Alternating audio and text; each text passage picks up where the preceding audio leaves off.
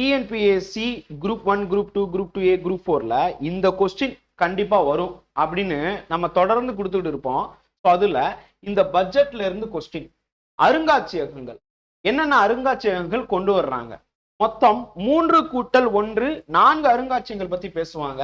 அகரம் மொழிகள் அருங்காட்சியகம், நொய்யல், நாவாய், சிந்துவெளி காட்சியகம், இந்த 4 பத்தின கொஸ்டின்ஸ் அடிக்கடி கேட்க வாய்ப்பு உண்டு.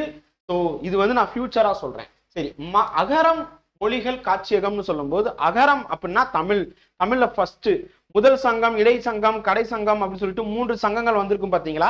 ஸோ இப்ப ரொம்ப முக்கியமா சங்கம் வச்சு தமிழை வளர்த்தது யாரு? மதுரை.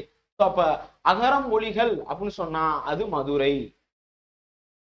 அதுவே வந்து பாத்தீங்கன்னா நொய்யல் அப்படின்னு சொல்லும் போது நொய்யல் ஆறு அப்படின்னா திருப்பூர் மற்றும் ஈரோடு. ஆனா இங்க வந்து பாத்தீங்கன்னா ஈரோடுல வரும், ஈரோடு.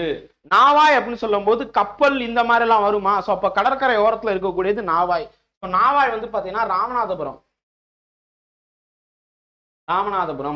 சிந்துவெளி காட்சியகம், சிந்துவெளி காட்சியகம் மட்டும் பாத்தீங்கன்னா சென்னையில இதுவரைக்கும் கிடைக்கப்பட்ட எல்லாத்தையும் ஒரு மியூசியமா வைக்கிறாங்க, காட்சி பொருளா வைக்கிறாங்க.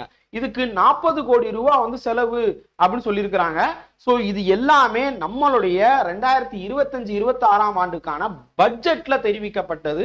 ஸோ அதனால வர்ற குரூப் 4ல கண்டிப்பா கொஸ்டின் வரும். ஸோ இத மேட்ச் த ஃபாலோயிங்கா கூட கேட்கலாம், இல்லைன்னா வந்து வாடவர் தனி கொஸ்டினா கூட கேட்கலாம். ஸோ நோட் பண்ணிக்கோங்க, இது சென்னையிலேயே வரப்போகுது. நோட் பண்ணிட்டீங்களா?